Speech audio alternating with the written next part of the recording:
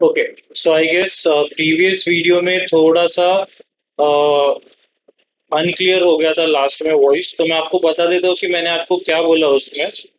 सो हम ये वाला सम सॉल्व कर रहे थे जहाँ पे हमने दूसरे मेथड से किया बट आंसर हमें यही मिला है। तो इसके बाद रूट 116 कैसे हो गया, क्योंकि इसका मैग्नीट्यूड है तो पहले तो ये 116 हो जाएगा। और 116 ऊपर वाले को मैं लिख सकता हूँ रूट 116 इंटू रूट 116। तो ऊपर वाला एक रूट 116 और नीचे वाला रूट 116 कट हो जाएगा, ऊपर रूट 116 बचेगा। और इसे आप अगर फैक्टराइज करेंगे तो आपको आंसर आ जाएगा।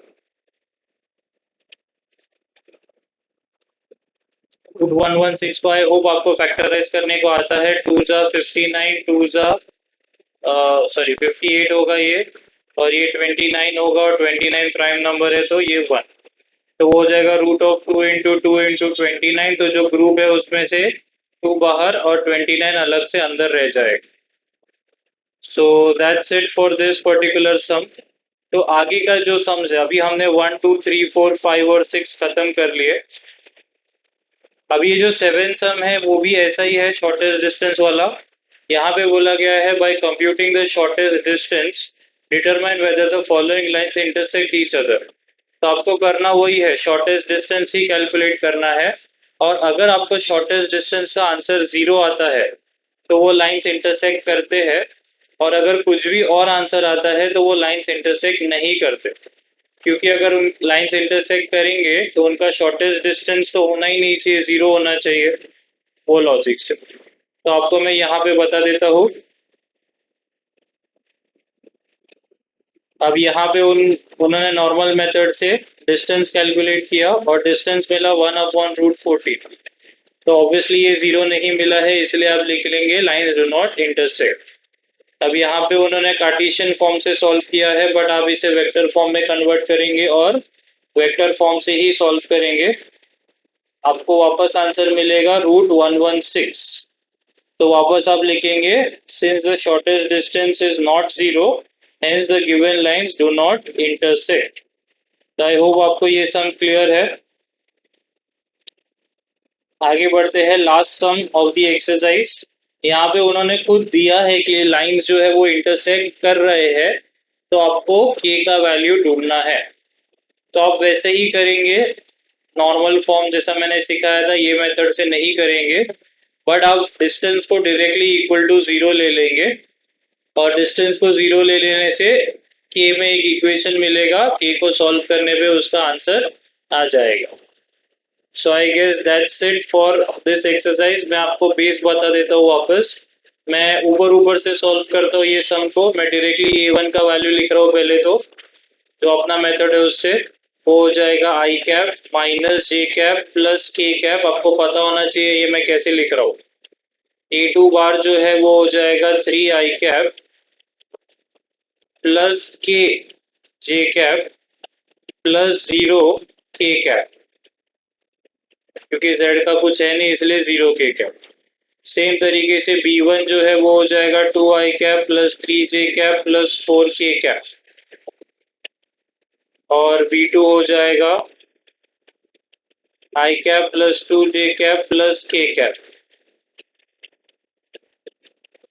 इसके बाद आप a2 माइनस a1 कर सकते हैं। a2 बार माइनस a1 बार जो है वो हो जाएगा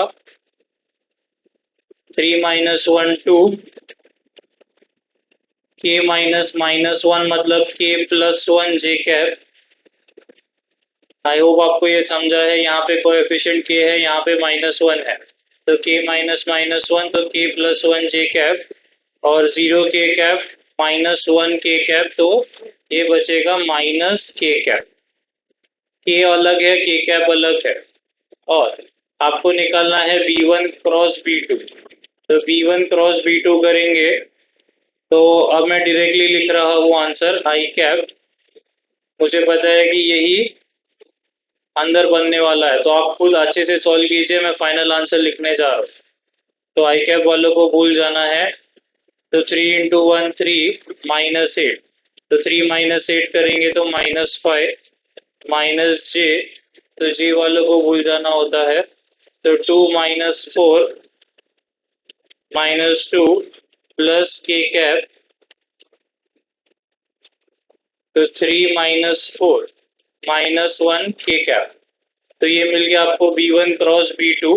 अभी आप इसका दोनों का डॉट प्रोडक्ट निकालेंगे तो आपको फॉर्मूला पता है कि ये चीज 0 मिलना चाहिए था, ऊपर डॉट प्रोडक्ट है और नीचे B1 क्रॉस B2 है, तो वैसे भी डिनोमिनेटर का कुछ मतलब नहीं होता जब राइट हैंड साइड 0 है। आपको सिर्फ न्यूमरेटर को 0 करके इक्वेट कर देना है।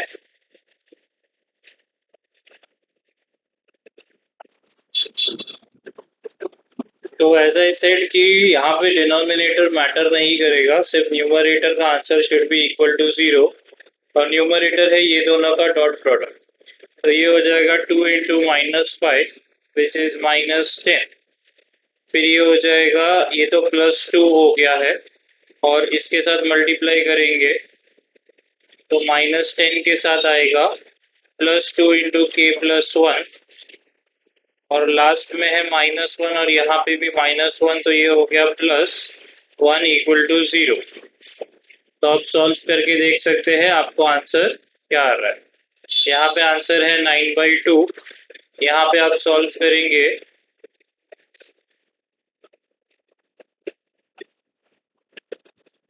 तो यहाँ पे आंसर आ रहा है 7/2। तो आप सिर्फ एक बार कैलकुलेशंस चेक कर लीजिए, कहीं पे कुछ तो सिली मिस्टेक हुआ रहेगा या तो फिर यही वाला करेक्ट रहेगा। So I think it is correct, only the last part is just -1। तो ये जो लास्ट वाला है k का, उसमें एक बार चेक कर लीजिए, ये वाला इक्वेशन तक हम पहुंच गए थे, सिर्फ अपने को यहाँ पे +1 मिल रहा है, इनको -1 मिल रहा है। So just check for this, rest all will be correct. So that's it for this exercise. We have completed exercise 6.2. That's it. Complete this particular exercise and send me by 6 p.m. today. Thank you.